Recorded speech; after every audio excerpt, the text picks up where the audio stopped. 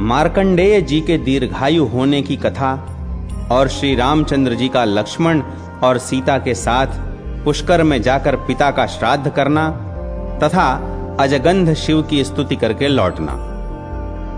भीष्म जी ने पूछा, मुने, मार्कंडेय जी ने वहां भगवान श्री रामचंद्र जी को किस प्रकार उपदेश दिया तथा किस समय और कैसे उनका समागम हुआ? मार्कंडेय जी किसके पुत्र हैं? वे कैसे महान तपस्वी हुए तथा इनके इस नाम का क्या रहस्य है? महामुने, इन सब बातों का यथार्थ रूप से वर्णन कीजिए। पुलस्त जी ने कहा, राजन, मैं तुम्हें मार्कंडेय जी के जन्म की उत्तम कथा सुनाता हूं। प्राचीन कल्प की बात है। मृकंडु नाम से विख्यात एक मुनि थे जो महर्षि भृगु के पुत्र थे। वे महाभाग मुनि अपनी पत्नी के साथ वन में रहकर तपस्या करते थे। वन में रहते समय ही उनके एक पुत्र हुआ। धीरे धीरे उसकी अवस्था 5 वर्ष की हुई। वह बालक होने पर भी गुणों में बहुत बढ़ा चढ़ा था।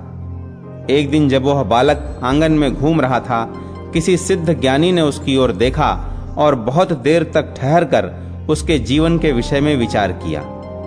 बालक के पिता ने पूछा, मेरे पुत्र की कितनी आयु है?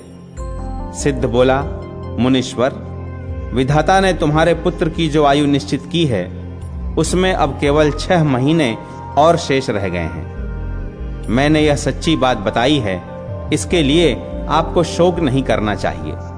भीष्म, उस सिद्ध ज्ञानी की बात सुनकर बालक के पिता ने उसका उपनयन संस्कार कर दिया और कहा, बेटा, तुम जिस किसी मुनि को देखो प्रणाम करो।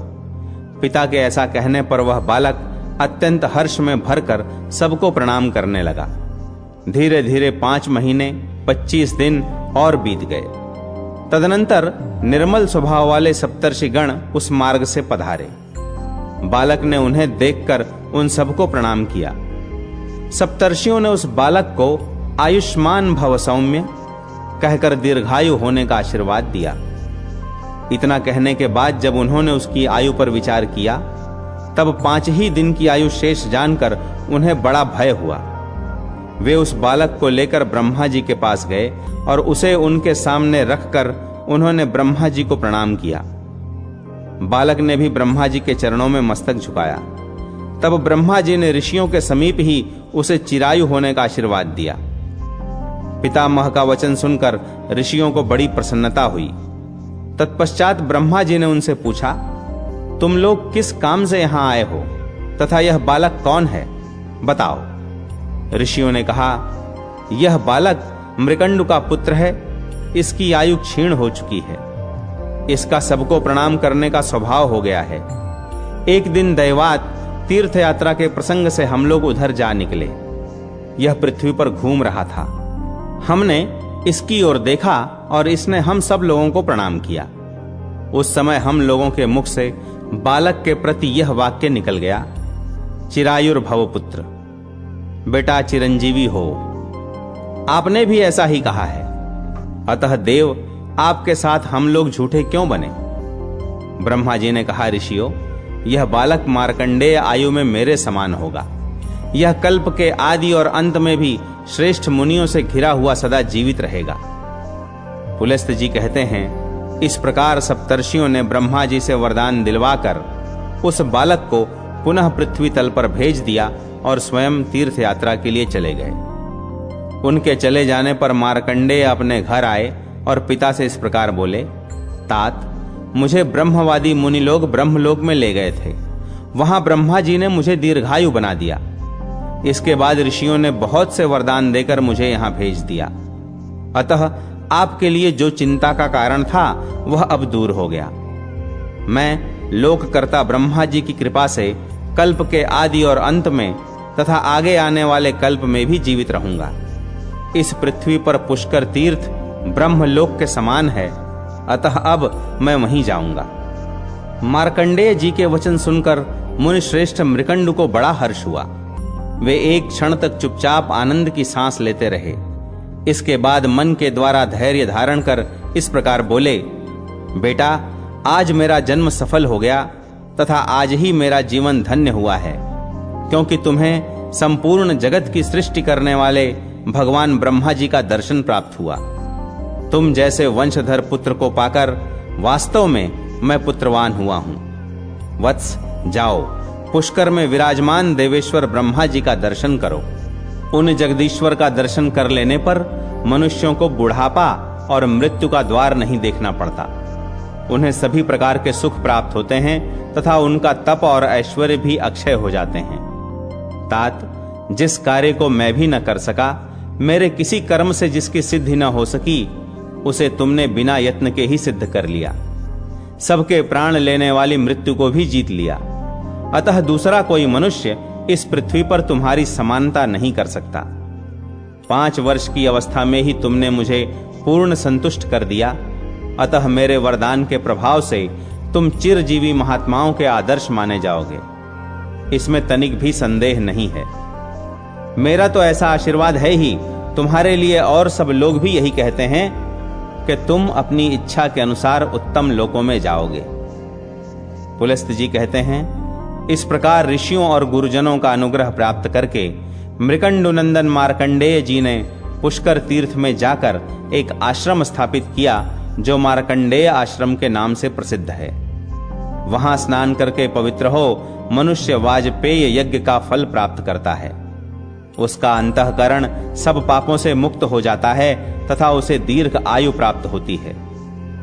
अब मैं दूसरे प्राचीन इतिहास का वर्णन करता हूं। श्री रामचंद्र जी ने जिस प्रकार पुष्कर तीर्थ का निर्माण किया वह प्रसंग आरंभ करता हूं। पूर्व काल में श्री रामचंद्र जी जब सीता और लक्ष्मण के साथ चित्रकूट से चलकर महर्षि अत्रि के आश्रम पर पहुंचे, तब वहां उन्होंने मुनिश्रेष्ठ अत्रि से पूछा, महामुने, इस पृथ्वी पर कौन कौन से पुण्यमय तीर्थ अथवा कौन सा ऐसा क्षेत्र है जहां जाकर मनुष्य को अपने बंधुओं के वियोग का दुख नहीं उठाना पड़ता? भगवान, यदि ऐसा कोई स्थान हो तो वह मुझे बताइए। अत्रि बोले, रघुवंश का विस्तार करने वाले वत्स श्री राम, तुमने बड़ा उत्तम प्रश्न किया है। मेरे पिता ब्रह्मा जी के द्वारा निर्मित एक उत्तम तीर्थ है जो पुष्कर नाम से विख्यात है। वहां 2 प्रसिद्ध पर्वत हैं जिन्हें मर्यादा पर्वत और यज्ञ पर्वत कहते हैं। उन दोनों के बीच में 3 कुंड हैं जिनके नाम क्रमशः ज्येष्ठ पुष्कर, मध्यम पुष्कर और कनिष्ठ पुष्कर हैं। वहां जाकर अपने पिता दशरथ को तुम पिंड दान से तृप्त करो। वह तीर्थों में श्रेष्ठ तीर्थ और क्षेत्रों में उत्तम क्षेत्र है। रघुनंदन, वहां अवियोगा नाम की एक चौकोर बावली है तथा एक दूसरा जल से युक्त कुआं है जिसे सौभाग्य कूप कहते हैं। वहां पर पिंड दान करने से पितरों की मुक्ति हो जाती है। वह तीर्थ प्रलय पर्यंत रहता है, ऐसा पितामह का कथन है। पुलस्त जी कहते हैं, बहुत अच्छा कहकर श्री रामचंद्र जी ने पुष्कर जाने का विचार किया। वे ऋक्षवान पर्वत, विदिशा नगरी तथा चर्मण्वती नदी को पार करके यज्ञ पर्वत के पास जा पहुंचे। फिर बड़े वेग से उस पर्वत को भी पार करके वे मध्यम पुष्कर में गए। वहां स्नान करके उन्होंने मध्यम पुष्कर के ही जल से समस्त देवताओं और पितरों का तर्पण किया। उसी समय मुनिश्रेष्ठ मार्कंडेय जी अपने शिष्यों के साथ वहां आए। श्री रामचंद्र जी ने जब उन्हें देखा तो सामने जाकर प्रणाम किया और बड़े आदर के साथ कहा, मुने, मैं राजा दशरथ का पुत्र हूं। मुझे लोग राम कहते हैं। मैं महर्षि अत्रि की आज्ञा से अवियोगा नाम की बावली का दर्शन करने के लिए यहां आया हूं। विप्रवर, बताइए वह स्थान कहां है? मार्कंडेय जी ने कहा, रघुनंदन, इसके लिए मैं आपको साधुवाद देता हूं। आपका कल्याण हो। आपने यह बड़े पुण्य का कार्य किया कि तीर्थ यात्रा के प्रसंग से यहां तक चले आए।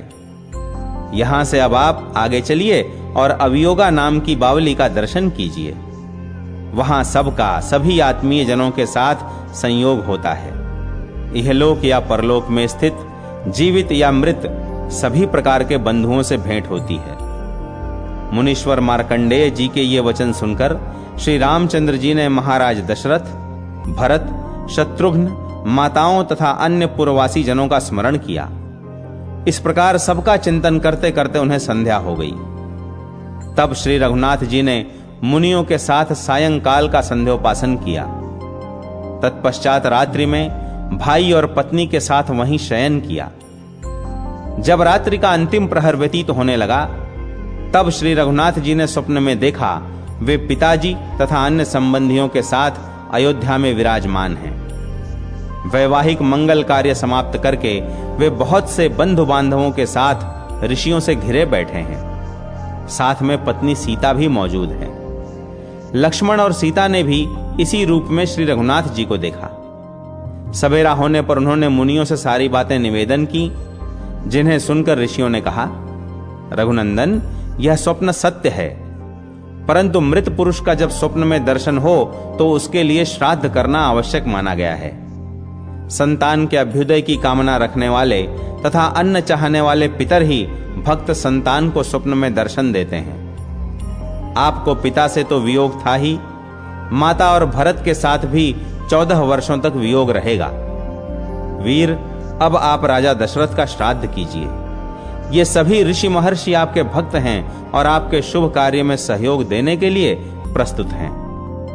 मैं मार्कंडेय, जमदग्नि, भरद्वाज, लोमश, देवरात और शमीक, ये 6 श्रेष्ठ द्विज श्राद्ध में उपस्थित रहेंगे। महाबाहो, आप केवल सामान जुटाइए। श्राद्ध में प्रधान वस्तु तो है इंगुदी अर्थात लिसोड़े की खली, बेर और आंवले। इनके साथ पके हुए बेल तथा भांति भांति के मूल होने चाहिए। इन सब वस्तुओं से तथा श्राद्ध संबंधी दान के द्वारा आप ब्राह्मणों को तृप्त कीजिए। सुव्रत पुष्कर के वन में आकर जो नियम पूर्वक रहता और नियमित आहार करके पितरों को तृप्त करता है, उसे अश्वमेध यज्ञ का फल प्राप्त होता है। श्री राम, आप श्राद्ध की सामग्री एकत्रित कराइए। हम लोग स्नान करने के लिए ज्येष्ठ पुष्कर में जा रहे हैं। श्री रघुनाथ जी से ऐसा कहकर वे सभी ऋषि चले गए। तब श्री रामचंद्र जी ने लक्ष्मण से कहा, सुमित्रा नंदन, अच्छे अच्छे संतरे, कटहल, पारद, मीठे बेल, शालूक, कसेरू, पीली काबरा, अच्छे अच्छे कैर, शक्कर जैसे सिंघाड़े, पके कैथ तथा और भी जो सामयिक फल हों, उन्हें श्राद्ध के लिए शीघ्र ही ले आओ। श्री रामचंद्र जी की आज्ञा पाकर लक्ष्मण ने सारा सामान एकत्रित कर दिया। जानकी जी ने भोजन बनाया और तैयार हो जाने पर श्री रामचंद्र जी को सूचित कर दिया। श्री राम भी अवियोगा नाम की बावली में स्नान करके मुनियों के आगमन की प्रतीक्षा करने लगे। दोपहरी के बाद जब सूर्य ढलने लगे और कुतप नाम की बेला उपस्थित हुई, उस समय श्री रामचंद्र जी के द्वारा निमंत्रित संपूर्ण ऋषि वहां आ पहुंचे। मुनियों को आया देख विदेह कुमारी सीता वहां से दूर हट गईं और झाड़ियों की आड़ में छिपकर बैठ गईं। श्री रामचंद्र जी ने स्मृतियों में बताई हुई विधि के अनुसार ब्राह्मणों को भोजन कराया तथा मनुष्यों के श्राद्ध के लिए जो वैदिक क्रिया बतलाई गई है वह सब संपन्न की। फिर वैश्वदेव करके पुराणोक्त विधि का भी पालन किया। ब्राह्मणों के भोजन कर चुकने पर क्रमशः पिंड देने के पश्चात ब्राह्मणों को विदा किया। उनके चले जाने पर श्री रामचंद्र जी ने अपनी प्रिय सीता से कहा, प्रिय, यहां आए हुए मुनियों को देखकर तुम छिप क्यों गई? इसका सारा कारण मुझे शीघ्र बताओ। सीता बोली, नाथ, मैंने जो आश्चर्य देखा उसे बताती हूं, सुनिए। आपके द्वारा नामोच्चारण होते ही स्वर्गीय महाराज यहां आकर उपस्थित हो गए। उनके साथ उन्हीं के समान रूप रेखा वाले 2 पुरुष और आए थे, जो सब प्रकार के आभूषण धारण किए हुए थे। वे तीनों ही ब्राह्मणों के शरीर से सटे हुए थे। रघुनंदन, ब्राह्मणों के अंगों में मुझे पितरों के दर्शन हुए। उन्हें देखकर मैं लज्जा के मारे आपके पास से हट गई। इसीलिए आपने अकेले ही ब्राह्मणों को भोजन कराया और विधि पूर्वक श्राद्ध की क्रिया भी संपन्न की। भला मैं स्वर्गीय महाराज के सामने कैसे खड़ी होती? यह आपसे मैंने सच्ची बात बताई है। पुलस्त्य जी कहते हैं, यह सुनकर श्री रघुनाथ जी बहुत प्रसन्न हुए और प्रिय वचन बोलने वाली प्रियतमा सीता को बड़े आदर के साथ हृदय से लगा लिया। तत्पश्चात श्री राम और लक्ष्मण दोनों वीरों ने भोजन किया। उनके बाद जानकी जी ने स्वयं भी भोजन किया।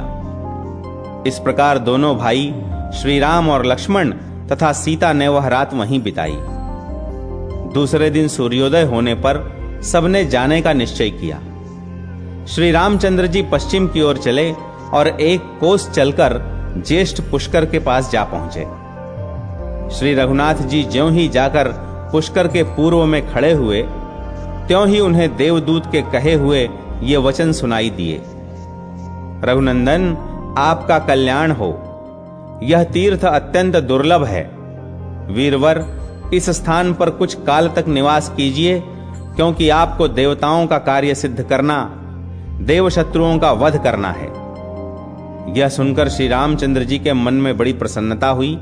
उन्होंने लक्ष्मण से कहा, सुमित्रा नंदन, देवाधिदेव ब्रह्मा जी ने हम लोगों पर अनुग्रह किया है, अतः मैं यहां आश्रम बनाकर 1 मास तक रहना तथा शरीर की शुद्धि करने वाले उत्तम व्रत का आचरण करना चाहता हूं। लक्ष्मण ने बहुत अच्छा कहकर उनकी बात का अनुमोदन किया।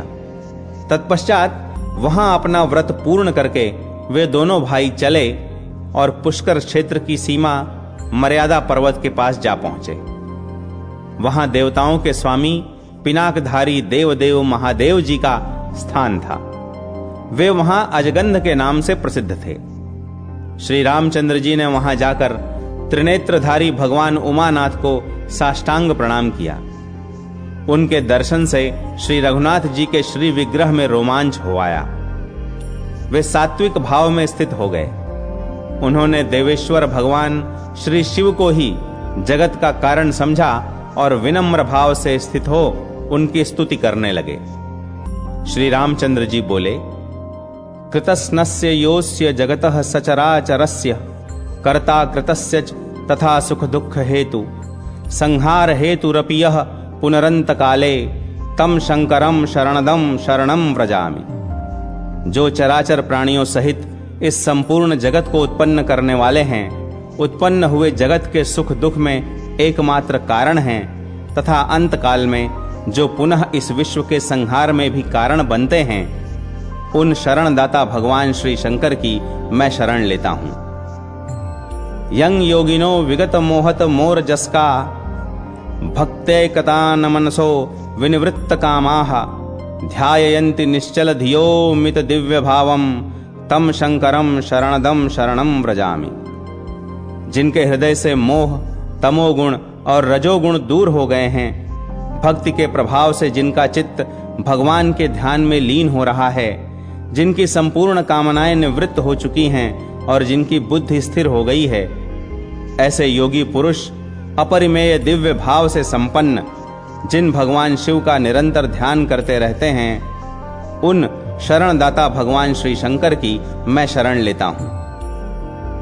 यश्चेन्दु खंड ममलम विलसन मयूरवम बद्ध्वा सदा प्रियतमाम शिरसा बिभर्ति यश्चार्ध देह मदद्दाद गिरिराज पुत्रै तम शंकरम शरणदम शरणम व्रजामि। जो सुंदर किरणों से युक्त निर्मल चंद्रमा की कला को जटाजूट में बांधकर अपनी प्रियतमा गंगा जी को मस्तक पर धारण करते हैं, जिन्होंने गिरिराज कुमारी उमा को अपना आधा शरीर दे दिया है, उन शरणदाता भगवान श्री शंकर की मैं शरण लेता हूं। योयम सकृद विमल चारु विलोल तोयाम गंगाम महोर्मि विषमाम गगन्नाथ पतंतीम मूर्धाददे स्रजमिव प्रतिलोल पुष्पाम तम शंकरम शरणदम शरणम व्रजामि। आकाश से गिरती हुई गंगा को, जो स्वच्छ सुंदर एवं चंचल जलराशि से युक्त तथा ऊंची ऊंची लहरों से उल्लसित होने के कारण भयंकर जान पड़ती थीं, जिन्होंने हिलते हुए फूलों से सुशोभित माला की भांति सहसा अपने मस्तक पर धारण कर लिया, उन शरणदाता भगवान श्री शंकर की मैं शरण लेता हूं। कैलास शैल शिखरम प्रतिकंप्यमानम कैलाश श्रृंग सदृशेन दशाननेन यह पाद पद्य परिवादन मादधान स्तम शंकरम शरणदम शरणम व्रजामि। कैलाश पर्वत के शिखर के समान ऊंचे शरीर वाले दशमुख रावण के द्वारा हिलाई जाती हुई कैलाश गिर की चोटी को, जिन्होंने अपने चरण कमलों से ताल देकर स्थिर कर दिया, उन शरणदाता भगवान श्री शंकर की मैं शरण लेता हूं। ये नास कृद दितिसुताः समरे निरस्ता विद्याधरोर्ग गणाश्च वरैः समग्राः संयोजिता मुनिवराः फलमूल भक्षा स्तम शंकरम शरणदम शरणम व्रजामि। जिन्होंने अनेकों बार दैत्यों को युद्ध में परास्त किया है और विद्याधर नागगण तथा फल मूल का आहार करने वाले संपूर्ण मुनिवरों को उत्तम वर दिए हैं, उन शरणदाता भगवान श्री शंकर की मैं शरण लेता हूं। दगध्वा ध्वरम च नयने च तथा भगस्य पूष्णस्तथा दशन पंक्तिम पातयच्च ततस्तंभ यः कुलिशयुक्त महेंद्र हस्तम तम शंकरम शरणदम शरणम व्रजामि। जिन्होंने दक्ष का यज्ञ भस्म करके भग देवता की आंखें फोड़ डाली और पूषा के सारे दांत गिरा दिए तथा वज्र सहित देवराज इंद्र के हाथ को भी स्तंभित कर दिया, जड़वत निश्चेष्ट बना दिया, उन शरणदाता भगवान श्री शंकर की मैं शरण लेता हूं। एनस्कृतोपि विषये शक्ति सक्त भावा ज्ञानान्वया श्रुत गुणैरपि नैव युक्ताः यम संश्रिताः सुखभुजः पुरुषा भवन्ति तम शंकरम शरणदम शरणम व्रजामि। जो पाप कर्म में निरत और विषयासक्त हैं, जिनमें उत्तम ज्ञान, उत्तम कुल, उत्तम शास्त्र ज्ञान और उत्तम गुणों का भी अभाव है, ऐसे पुरुष भी जिनकी शरण में जाने से सुखी हो जाते हैं, उन शरणदाता भगवान श्री शंकर की मैं शरण लेता हूं। अन्य प्रसूतिर विकोटि समान तेजाः संत्रासनम विबुध दानव सत्तमानाम यह कालकूटम पिबत समुदीर्ण वेगम तम शंकरम शरणदम शरणम व्रजामि। जो तेज में करोड़ों चंद्रमाओं और सूर्यों के समान हैं, जिन्होंने बड़े बड़े देवताओं तथा दानवों का भी दिल दहला देने वाले कालकूट नामक भयंकर विष का पान कर लिया था, उन प्रचंड वेगशाली शरणदाता भगवान श्री शंकर की मैं शरण लेता हूं। ब्रह्मेंद्र रुद्र मरुताम च षण्मुखानाम योदाद वरांश्च बहुशो भगवान महेशः नंदिम च मृत्युवदनात् पुनरुज्जहार तम शंकरम शरणदम शरणम व्रजामि।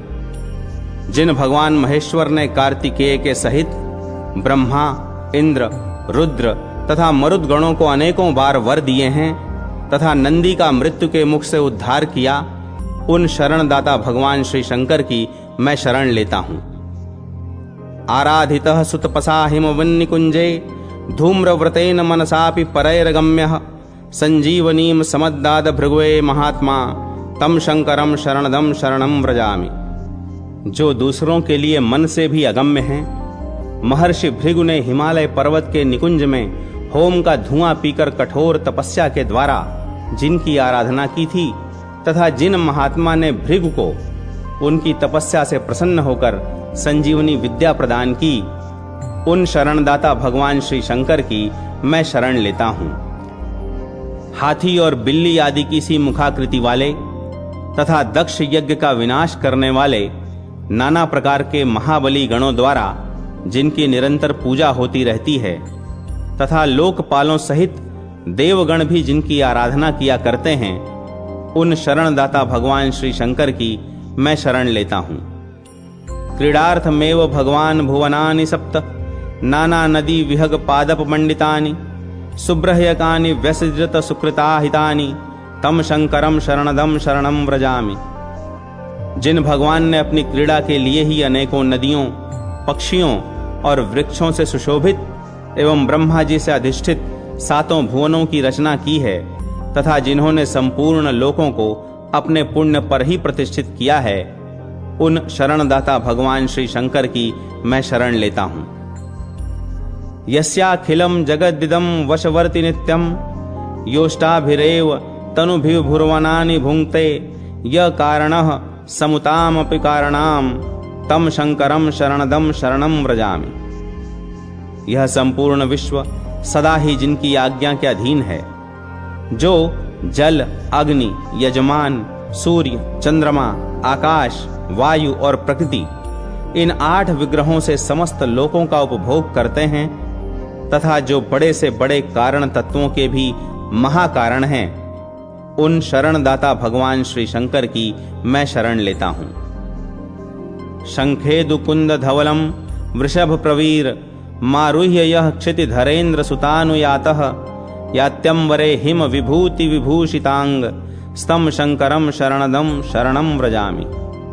जो अपने श्री विग्रह को हिम और भस्म से विभूषित करके शंख, चंद्रमा और कुंद के समान श्वेत वर्ण वाले वृषभ श्रेष्ठ नंदी पर सवार होकर गिरिराज किशोरी उमा के साथ आकाश में विचरते हैं, उन शरणदाता भगवान श्री शंकर की मैं शरण लेता हूं। शांतम मुनिम यम नियोग परायणम तैर्भी मैर्यमस्य पुरुषैः प्रतिनीयमानम भक्त्या नतम स्तुति परम प्रसभम ररक्ष तम शंकरम शरणदम शरणम व्रजामि। यमराज की आज्ञा के पालन में लगे रहने पर भी जिन्हें वे भयंकर यमदूत पकड़कर लिए जा रहे थे तथा जो भक्ति से नम्र होकर स्तुति कर रहे थे, उन शांत मुनि की जिन्होंने बलपूर्वक यमदूतों से रक्षा की, उन शरणदाता भगवान श्री शंकर की मैं शरण लेता हूं। यह सव्य पाणि कमलाग्रंथेन देवस्तत् पंचमम प्रभसमेव पुरः सुराणाम ब्राह्यम शिरस्तरुण पद्मनिभम चकर्त तम शंकरम शरणदम शरणम व्रजामि। जिन्होंने समस्त देवताओं के सामने ही ब्रह्मा जी के उस पांचवें मस्तक को, जो नवीन कमल के समान शोभा पा रहा था, अपने बाएं हाथ के नख से बलपूर्वक काट डाला था, उन शरणदाता भगवान श्री शंकर की मैं शरण लेता हूं। यस्य प्रणम्य चरणौ वरदस्य भक्त्या स्तुत्वा च वाग्भिरमलाभिरत निन्द्राताभि दीप्तये स्तमांसि नुदतये स्वकरैर्विवस्वाम स्तम शंकरम शरणदम शरणम व्रजामि। जिन वरदायक भगवान के चरणों में भक्ति पूर्वक प्रणाम करके तथा आलस्य रहित निर्मल वाणी के द्वारा जिनकी स्तुति करके सूर्यदेव अपनी उद्दीप्त किरणों से जगत का अंधकार दूर करते हैं, उन शरणदाता भगवान श्री शंकर की मैं शरण लेता हूं। ये त्वाम सुरोत्तम गुरुम पुरुषा विमूढ़ा जानन्ति नास्य जगतः सचराचरस्य ऐश्वर्य मान निगमानुशयेन पश्चात्ते यातनाम त्वनुभवन्त्य विशुद्ध चित्ताः। देवश्रेष्ठ, जो मलिन हृदय मूढ़ पुरुष ऐश्वर्य, मान, प्रतिष्ठा तथा वेद विद्या के अभिमान के कारण आपको इस चराचर जगत का गुरु नहीं जानते, वे मृत्यु के पश्चात नरक की यातना भोगते हैं। पुलस्त जी कहते हैं, श्री रघुनाथ जी के इस प्रकार स्तुति करने पर हाथ में त्रिशूल धारण करने वाले वृषभ ध्वज भगवान श्री शंकर ने संतुष्ट हो हर्ष में भरकर कहा, रघुनंदन, आपका कल्याण हो। मैं आपके ऊपर बहुत संतुष्ट हूं। आपने विमल वंश में अवतार लिया है। आप जगत के वंदनीय हैं। मानव शरीर में प्रकट होने पर भी वास्तव में आप देव स्वरूप हैं। आप जैसे रक्षक के द्वारा सुरक्षित हो, देवता अनंत वर्षों तक सुखी रहेंगे। चिरकाल तक उनकी वृद्धि होती रहेगी। 14वां वर्ष बीतने पर जब आप अयोध्या को लौट जाएंगे, उस समय इस पृथ्वी पर रहने वाले जो जो मनुष्य आपका दर्शन करेंगे, वे सभी सुखी होंगे तथा उन्हें अक्षय स्वर्ग का निवास प्राप्त होगा। अतः आप देवताओं का महान कार्य करके पुनः अयोध्यापुरी को लौट जाइए। यह सुनकर श्री रघुनाथ जी श्री शंकर जी को प्रणाम करके शीघ्र ही वहां से चल दिए। इंद्रमार्गा नदी के पास पहुंचकर उन्होंने अपनी जटा बांधी। फिर सब लोग महानदी नर्मदा के तट पर गए। वहां श्री रामचंद्र जी ने लक्ष्मण और सीता के साथ स्नान किया तथा नर्मदा के जल से देवताओं और अपने पितरों का तर्पण किया। इसके बाद उन दोनों भाइयों ने एकाग्र मन से भगवान सूर्य तथा अन्यान्य देवताओं को बारंबार मस्तक झुकाया। जैसे भगवान श्री शंकर पार्वती और कार्तिकेय के साथ स्नान करके शोभा पाते हैं, उसी प्रकार सीता और लक्ष्मण के साथ नर्मदा में नहाकर श्री रामचंद्र जी भी सुशोभित हुए। ब्रह्मा जी के यज्ञ के ऋत्विजों का वर्णन, सब देवताओं को ब्रह्मा द्वारा वरदान की प्राप्ति, श्री विष्णु और श्री शिव द्वारा ब्रह्मा जी की स्तुति तथा ब्रह्मा जी के द्वारा भिन्न भिन्न तीर्थों में अपने नामों और पुष्कर की महिमा का वर्णन। भीष्म जी ने पूछा, ब्रह्मन, लोक विधाता भगवान ब्रह्मा जी ने किस समय यज्ञ संबंधी सामग्रियां एकत्रित करके उनसे यज्ञ करना आरंभ किया? वह यज्ञ जैसा और जिस प्रकार हुआ था वह सब मुझे बताइए। पुलस्त जी ने कहा, राजन, यह तो मैं पहले ही बता चुका हूं कि जब स्वयंभू मनु भूलोक के राज्य सिंहासन पर प्रतिष्ठित हुए, उस समय ब्रह्मा जी ने समस्त प्रजापतियों को उत्पन्न करके कहा, तुम लोग सृष्टि करो, और स्वयं वे पुष्कर में जा यज्ञ सामग्री एकत्रित करके अग्निशाला में स्थित हो यज्ञ करने लगे। ब्रह्मा जी समस्त देवताओं, गंधर्वों तथा अप्सराओं को भी वहां ले गए थे। ब्रह्मा, उद्गाता, होता और अध्वर्यु ये 4 प्रधान रूप से यज्ञ के निर्वाहक होते हैं। इनमें से प्रत्येक के साथ अन्य 3 व्यक्ति परिवार रूप में रहते हैं, जिन्हें ये स्वयं ही निर्वाचित करते हैं। ब्रह्मा, ब्राह्मणाक्षसी, पोता तथा आग्नेत्र, इन 4 व्यक्तियों का एक समुदाय होता है। इन सबको ब्रह्मा का परिवार कहते हैं। ये चारों व्यक्ति आन्वीक्षिकी अर्थात तर्कशास्त्र तथा वेद विद्या में प्रवीण होते हैं। उद्गाता, प्रत्युद्गाता, प्रतिहर्ता और सुब्रह्मण्य, इन 4 व्यक्तियों का दूसरा समुदाय उद्गाता का परिवार कहलाता है। होता, मैत्रावरुणी, अच्छा वाक और ग्रावस्तुत, इन 4 व्यक्तियों का तीसरा समुदाय उद्गाता का परिवार होता है। अध्वर्यु, प्रतिप्रस्थाता, नेष्टा और उन्नेता, इन चारों का चौथा समुदाय अध्वर्यु का परिवार माना गया है। शंतनुनंदन, वेद के प्रधान प्रधान विद्वानों ने ये 16 ऋत्विज बताए हैं। स्वयंभू ब्रह्मा जी ने 366 यज्ञों की सृष्टि की है। उन सब में इतने ही ब्राह्मण ऋत्विज बतलाए गए हैं। कोई कोई ऊपर बताए हुए ऋत्विजों के अतिरिक्त एक सदस्य और 10 चमसाध्वर्यों का निर्वाचन चाहते हैं। ब्रह्मा जी के यज्ञ में देवर्षि नारद को ब्रह्मा बनाया गया, गौतम ब्राह्मणाच्छंसी हुए, देवरात को पोता और देवल को आग्नेत्र के पद पर प्रतिष्ठित किया गया। अंगिरा का उद्गाता के रूप में वर्ण हुआ, पुलह प्रस्तोता बनाए गए, नारायण ऋषि प्रतिहर्ता हुए और अत्रि सुब्रमण्य कहलाए। उस यज्ञ में भृगु होता, वशिष्ठ मैत्रावरुणी, क्रतु अच्छा वाक तथा च्यवन ग्रावस्तुत बनाए गए। मैं अध्वर्यु था और शिबि प्रतिष्ठा था। बृहस्पति नेष्टा, सांशपायन उन्नेता और अपने पुत्र पौत्रों के साथ धर्म सदस्य थे। भरद्वाज, शमीक, पुरुकुत्स्य, युगंधर, एणक, तांडिक, कोण, कुतप, गार्ग्य और वेदशिरा, ये 10 चमसाध्वर्यु बनाए गए।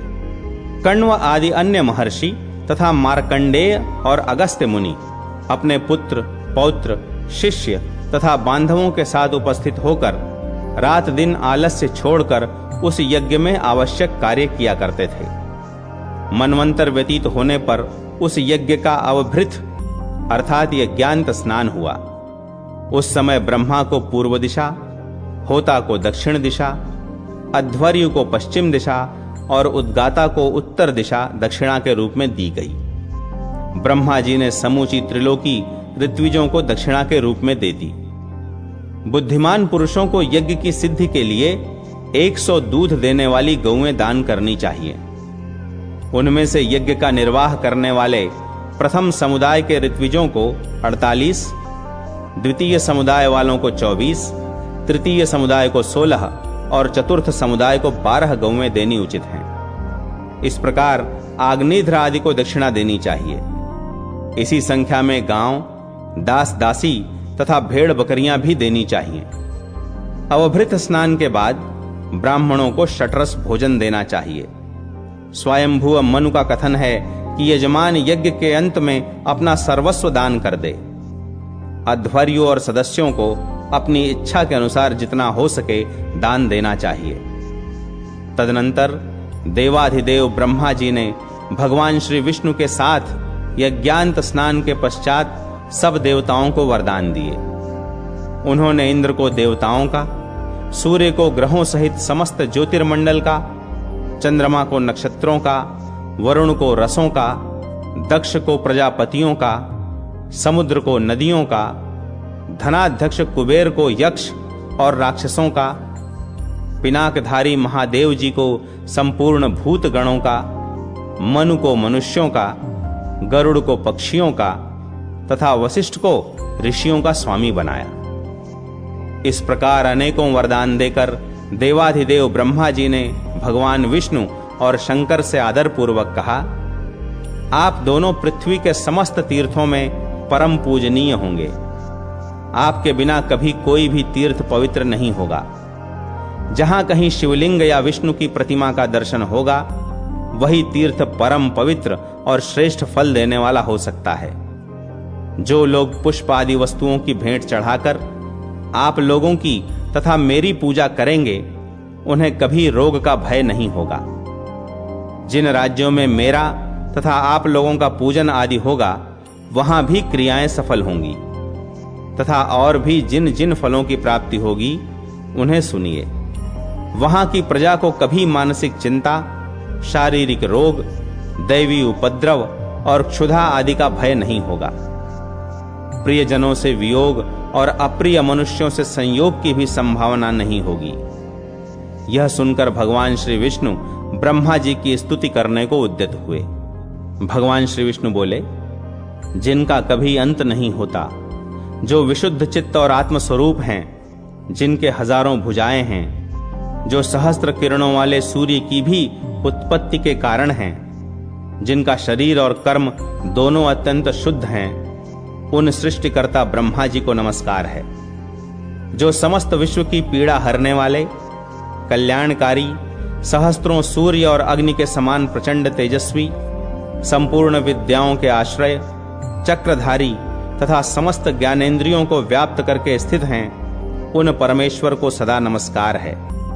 प्रभो, आप अनादि देव हैं, अपनी महिमा से कभी च्युत नहीं होते, इसलिए अच्युत हैं। आप शंकर रूप से शेषनाग का मुकुट धारण करते हैं, इसलिए शेष शेखर हैं। महेश्वर, आप ही भूत और वर्तमान के स्वामी हैं।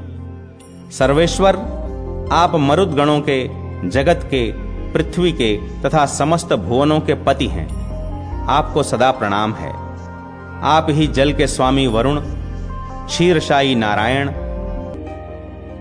विष्णु, शंकर, पृथ्वी के स्वामी, विश्व का शासन करने वाले, जगत को नेत्र देने वाले अथवा जगत को अपनी दृष्टि में रखने वाले, चंद्रमा, सूर्य, अच्युत, वीर, विश्व स्वरूप, तर्क के अविषय, अमृत स्वरूप और अविनाशी हैं।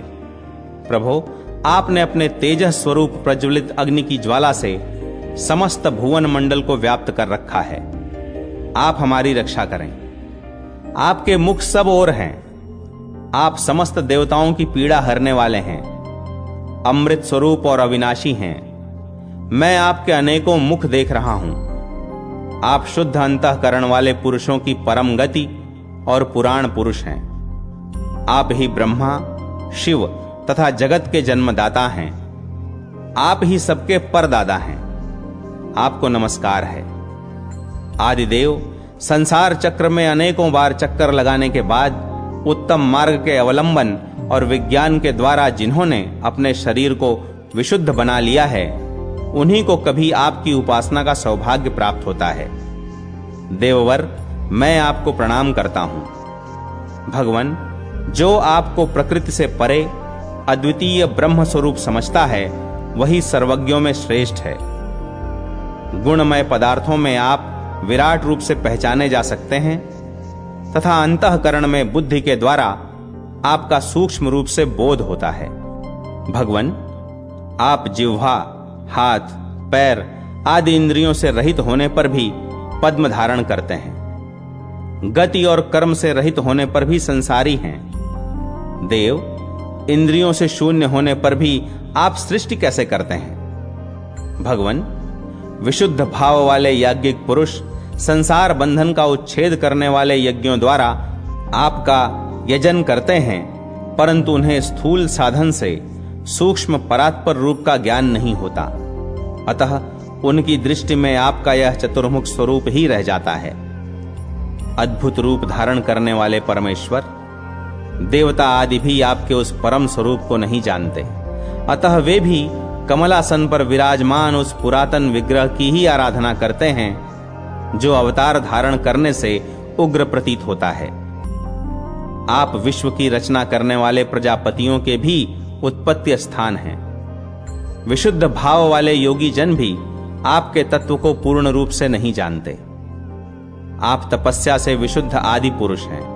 पुराण में यह बात बारंबार कही गई है कि कमलासन ब्रह्मा जी ही सबके पिता हैं, उन्हीं से सबकी उत्पत्ति हुई है। इसी रूप में आपका चिंतन भी किया जाता है। आपके उसी स्वरूप को मूढ़ मनुष्य अपनी बुद्धि लगाकर जानना चाहते हैं। वास्तव में उनके भीतर बुद्धि है ही नहीं। अनेकों जन्मों की साधना से वेद का ज्ञान, विवेकशील बुद्धि अथवा प्रकाश प्राप्त होता है। जो उस ज्ञान की प्राप्ति का लोभी है वह फिर मनुष्य योनि में नहीं जन्म लेता, वह तो देवता और गंधर्वों का स्वामी अथवा कल्याण स्वरूप हो जाता है। भक्तों के लिए आप अत्यंत सुलभ हैं। जो आपका त्याग कर देते हैं, आपसे विमुख होते हैं, वे नरक में पड़ते हैं। प्रभो, आपके रहते इन सूर्य, चंद्रमा, वसु, मरुद्गण और पृथ्वी आदि की क्या आवश्यकता है? आपने ही अपने स्वरूप भूत तत्वों से इन सब का रूप धारण किया है। आपके आत्मा का ही प्रभाव सर्वत्र विस्तृत है। भगवन, आप अनंत हैं। आपकी महिमा का अंत नहीं है। आप मेरी की हुई यह स्तुति स्वीकार करें। मैंने हृदय को शुद्ध करके समाहित हो आपके स्वरूप के चिंतन में मन को लगाकर यह स्तवन किया है। प्रभो, आप सदा मेरे हृदय में विराजमान रहते हैं। आपको नमस्कार है। आपका स्वरूप सबके लिए सुगम सुबोध नहीं है, क्योंकि आप सबसे पृथक, सबसे परे हैं। ब्रह्मा जी बोले, केशव, इसमें संदेह नहीं कि आप सर्वज्ञ और ज्ञान की राशि हैं। देवताओं में आप सदा सबसे पहले पूजे जाते हैं। भगवान श्री विष्णु के बाद रुद्र ने भी भक्ति से नतमस्तक होकर ब्रह्मा जी का इस प्रकार स्तवन किया। कमल के समान नेत्रों वाले देवेश्वर, आपको नमस्कार है। आप संसार की उत्पत्ति के कारण हैं और स्वयं कमल से प्रकट हुए हैं। आपको नमस्कार है। प्रभो, आप देवता और असुरों के भी पूर्वज हैं। आपको प्रणाम है। संसार की सृष्टि करने वाले आप परमात्मा को नमस्कार है। संपूर्ण देवताओं के ईश्वर, आपको प्रणाम है। सबका मोह दूर करने वाले जगदीश्वर, आपको नमस्कार है। आप विष्णु की नाभि से प्रकट हुए हैं। कमल के आसन पर आपका आविर्भाव हुआ है। आप मूंगे के समान लाल अंगों तथा कर पल्लवों से शोभायमान हैं। आपको नमस्कार है।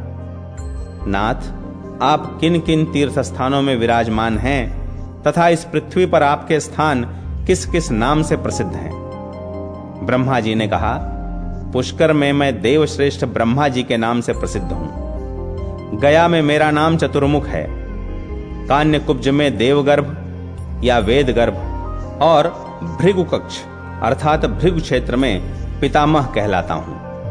कावेरी के तट पर सृष्टिकर्ता, नंदीपुरी में बृहस्पति, प्रभास में पद्मजन्मा, वानरी अर्थात किष्किंधा में सूर्यप्रिय, द्वारका में ऋग्वेद, विदिशापुरी में भुवनाधिप, पौंड्रक में पुंडरीकाक्ष, हस्तिनापुर में पिंगाक्ष, जयंती में विजय, पुष्करावत में जयंत, उग्रदेश में पद्महस्त, श्यामलापुरी में भवोरुद, अहिच्छत्र में जयानंद, कांतिपुरी में जनप्रिय, पाटलिपुत्र अर्थात पटना में ब्रह्मा, ऋषिकुंड में मुनि, महिलारोप्य में कुमुद, श्रीनिवास में श्रीकंठ, कामरूप आसाम में शुभाकार, काशी में शिवप्रिय, मल्लिका में विष्णु, महेंद्र पर्वत पर भार्गव, गोनर्द देश में स्थिविराकार, उज्जैन में पितामह, कौशाम्बी में महाबोध, अयोध्या में राघव, चित्रकूट में मुनीन्द्र, विंध्य पर्वत पर वाराह,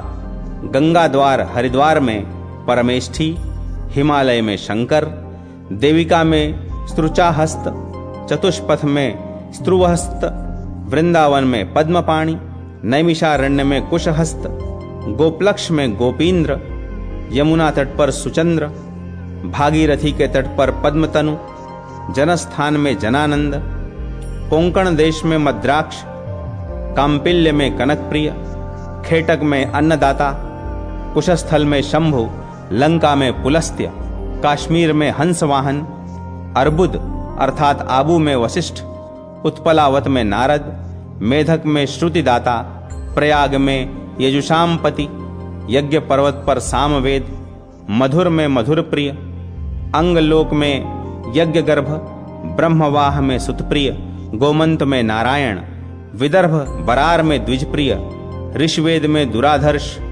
पंपापुरी में सुरमर्दन, विरजा में महारूप, राष्ट्रवर्धन में स्वरूप, मालवी में पृथुदर, शाकंभरी में रसप्रिय, पिंडारक क्षेत्र में गोपाल, भोगवर्धन में शुष्कंद, कादंबक में प्रजाध्यक्ष, समस्थल में देवाध्यक्ष, भद्रपीठ में गंगाधर, सुपीठ में जलमाली, त्र्यंबक में त्रिपुराधीश, श्री पर्वत पर त्रिलोचन, पद्मपुर में महादेव, कलाप में वैधस, श्रृंगवेरपुर में शौरी, नैमिषारण्य में चक्रपाणि, दंडपुरी में विरूपाक्ष, धूतपातक में गौतम, माल्यवान पर्वत पर हंसनाथ, वालिक में द्विजेंद्र, इंद्रपुरी अमरावती में देवनाथ, धूताषाढ़ी में धुरंधर, लंबा में हंसवाह, चंडा में गरुड़ प्रिय, महोदय में महायज्ञ, यूपकेतन में सुयज्ञ, पद्मवन में सिद्धेश्वर, विभा में पद्मबोधन, देवदारुवन में लिंग, उदकपथ में उमापति, मात्रस्थान में विनायक, अलकापुरी में धनाधिप, त्रिकूट में गोनर्द, पाताल में वासुकी, केदार क्षेत्र में पद्माध्यक्ष, कूष्मांड में सुरत प्रिय, भूतवापी में शुभांग, सावली में भशक, अक्षर में पापहा, अंबिका में सुदर्शन, वरदा में महावीर, कांतार में दुर्गनाशन, परनाद में अनंत, प्रकाशा में दिवाकर, विरजा में पद्मनाभ, वृकस्थल में सुवृद्ध, वठक में मार्कंड, रोहिणी में नागकेतन, पद्मावती में पद्मागृह तथा गगन में पद्मकेतन नाम से मैं प्रसिद्ध हूं। त्रिपुरांतक ये 108 स्थान मैंने तुम्हें बताए हैं। इन स्थानों में तीनों संध्याओं के समय मैं उपस्थित रहता हूं। जो भक्तिमान पुरुष इन स्थानों में से एक का भी दर्शन कर लेता है, वह परलोक में निर्मल स्थान पाकर अनंत वर्षों तक आनंद का अनुभव करता है। उसके मन, वाणी और शरीर के सभी पाप नष्ट हो जाते हैं। इसमें तनिक भी अन्यथा विचार करने की आवश्यकता नहीं है। और जो इन सभी तीर्थों की यात्रा करके मेरा दर्शन करता है, वह मोक्ष का अधिकारी होकर मेरे लोक में निवास करता है। जो पुष्प, नैवेद्य एवं धूप चढ़ाता और ब्राह्मणों को भोजनादि से तृप्त करता है, साथ ही जो स्थिरता पूर्वक ध्यान लगाता है, वह शीघ्र ही परमेश्वर को प्राप्त कर लेता है। उसे पुण्य का श्रेष्ठ फल तथा अंत में मोक्ष प्राप्त होता है। जो इन तीर्थों की यात्रा करता या कराता है, अथवा जो इस प्रसंग को सुनता है, वह भी समस्त पापों से छुटकारा पा जाता है। शंकर, इस विषय में अधिक क्या कहा जाए। इन तीर्थों की यात्रा करने से अप्राप्य वस्तु की प्राप्ति होती है और सारा पाप नष्ट हो जाता है।